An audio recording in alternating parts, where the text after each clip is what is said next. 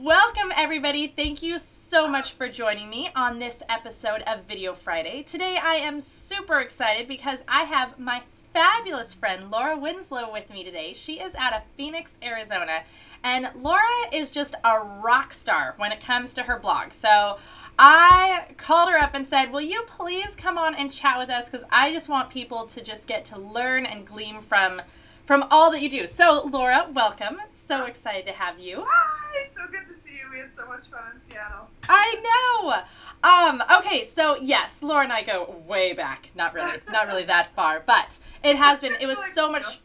It was so much fun. We had the most amazing time in Seattle together and just hit it off. It was so much fun, and yeah, we've gotten to chat back and forth ever since. So okay, so my rock star blogging friend, tell us just help us out. For those who are looking at blogging and they're feeling overwhelmed and they know it's important, but they're very sporadic right now. They're not feeling confident at it. What can they do?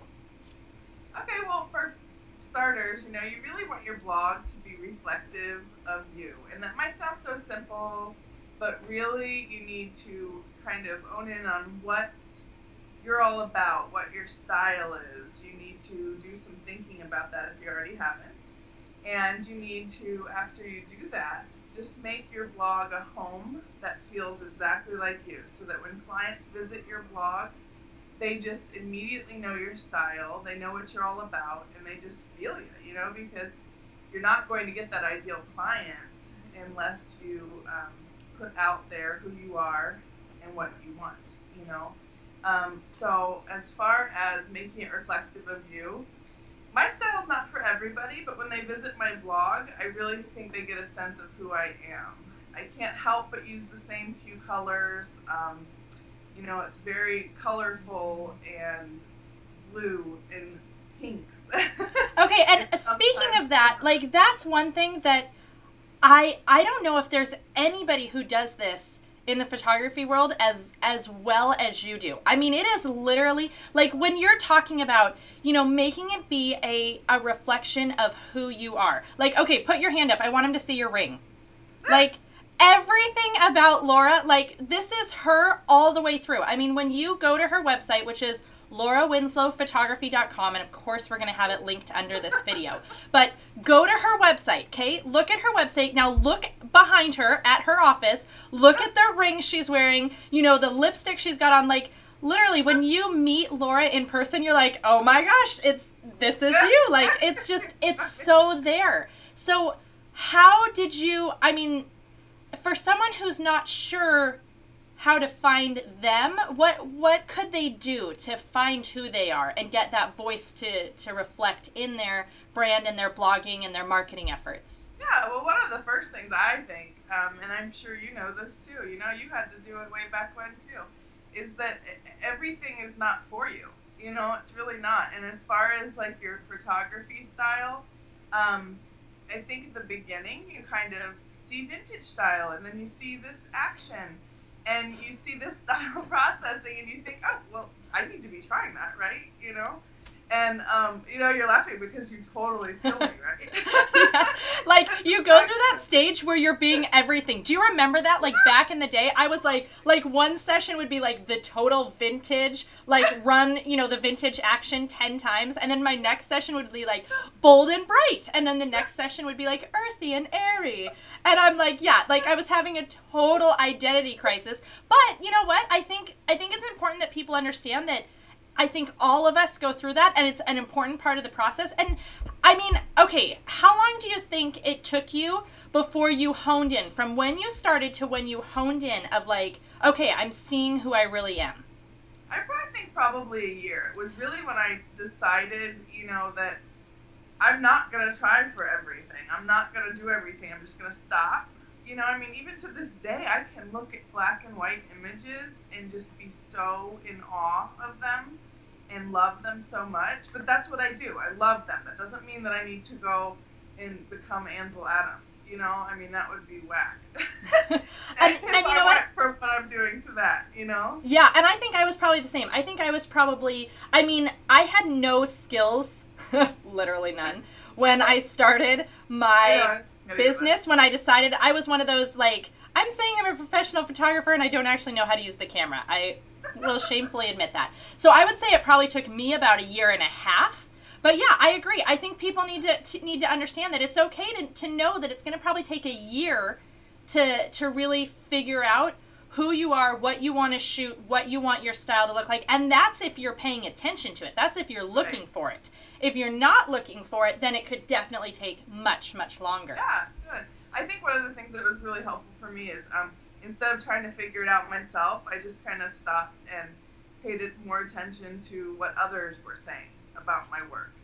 So kind of not random comments, but those common things that I kept hearing over and over. Oh, your work's so bright. It's so full of color. The eyes are just, so amazing. So you just kind of take those few things that you just hear yourself over and over, hearing from clients or from people that see your work, and kind of give it some thought and think, oh yeah, well, you know what? My style is there. You need to just pop through, and I need to just embrace what they're saying and just keep doing that and doing more of What that. is your next tip for us? Okay, so my next tip is to create content that you love. And again, that might seem like, well, what else would I do, right?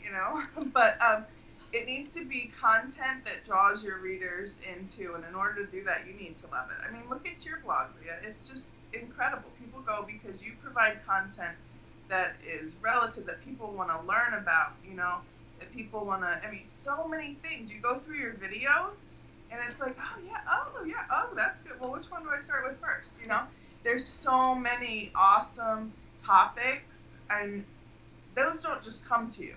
You need to sit down, and then they come to you. Do a little brainstorming as to what the things are that you could feature on your blog. Don't go looking at Pinterest. Don't go looking at someone else's blog to create the same content, but create things that will be interesting and of relevance to either your client or your target market or whomever it is you're trying to appeal to on your blog, So, for example, I created Wall Art Wednesday. I love your Wall Art Wednesdays. Thanks, it's so fun. I created it originally for my clients. That was my whole purpose, and you should really have a purpose behind something. Key is, too, when you create new content, sometimes it works, sometimes it doesn't, but you do need to give it a chance. Wall Art Wednesday, I posted that baby for 1 year before people really started reading it on a regular basis, So, just because you feel like something's not working and no one's commenting on it doesn't mean they're not reading it, and doesn't mean it won't take off. I think after about 1 year, you can kind of gauge if it's still working for you and if you still enjoy doing it. Really, you go to your blog and I'm sure you have just tons of visitors. That's the whole point of regular content too, is they know that it's there, they know when it's there, and they know that it's coming, and they know that it's great. So they'll keep returning for your videos. So let's talk about that. Let's talk about regular content and how important that is, and how to actually build that so that you are doing regular content and not sporadic. Oh my gosh, I should write a blog post. And then you're like, oh, get one out there and publish it, and then okay, good. I'm off the hook for however long. I know, for another 2 years. Right. Yeah. That's really, to get higher in the Google search engine rankings with SEO, you really need to be, creating regular content too. And a lot of people just become so overwhelmed with it, And it's easy to do, but by creating a schedule and an editorial calendar for your blog, it can make it so much easier, and it can seem a lot less overwhelming. And the way that I do it, and some people are, what kind are you? Like, are you computer or paper? Like, I've tried my best for editorial calendars on the computer, but I just like crossing stuff off. I love paper. Like, people always ask me, how do you organize all your client folders? And I'm like, I use real file folders. And they're like, what? And I'm like, I did do the online thing, but I really love paper. So now I do actually have my editorial calendar, and my schedule is all online because I have my assistant helping, and so I had to get away from paper because she had to be able to see it too. So that part, awesome. Yeah, so that part is now online, but it looks exactly the way it used to on paper. I just made it look just like that on like a notes document. Yeah, so thank goodness there's so many ways to do it. But I mean, if you have a WordPress blog, which I highly recommend just because of the plugins which make your life so much easier. So they have an editorial calendar plugin that you can use so that you don't even have to write in it. If you create a blog post, and then there's that wonderful thing called scheduling. What would we do without scheduling? We would be a slave to our blog. Oh, 100%. And like now that you can schedule the Facebook post too, I mean, you schedule out that blog post and you schedule out the Facebook post that's going to announce it. I mean, it's amazing. You can have multi-months scheduled in advance, and then when you get some crazy excited idea, you can push that one in, and then just, you know, one that you already had written, push that out. It's awesome. Game changer. Completely. Yeah. I know, because I think, honestly, people that don't know about that, honest to goodness, think I am up at all hours of the day and night just posting on my blog and posting on Facebook and this and that, when really it is mostly automated. And that's not a negative thing. That's a great thing. You know? It gives us our life back. Yeah. Completely. That's really what it's all about, you know? Yeah. And I also have a paper one. It's a freebie on my blog, but that I've created that just kind of says for sessions and what Monday through Friday, what I'm posting when, and if I posted it to social media then too, and things like that, or when it's scheduled. Well, we'll make sure we link that under this video, so you guys won't have to go try to search for it. We'll have it linked under the video on our blog post. That's awesome. It'll look like I exploded all over it because again, it's pink and blue. It's in Laura fashion, just what we want. And how often do you blog? How many times do you blog a week? I would say 3 to 5 times a week. You know.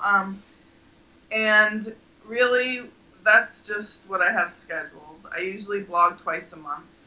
That doesn't include sessions.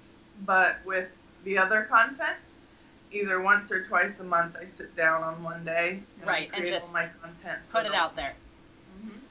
And then it just posts whenever I tell it to, you know? That's exactly how we do it too. And I do 3 times a week. So I feel like, you know, a lot of people I'm sure are wondering like, well, how much should I blog? I kind of think of blogging as the gym and working out, because if you go longer than 2 weeks without blogging or going to the gym, it's just so much easier to be like, it's gone this long, I can wait another week, I can wait. And then before you know it, it's like 6 months, you haven't visited the gym or gone to your blog.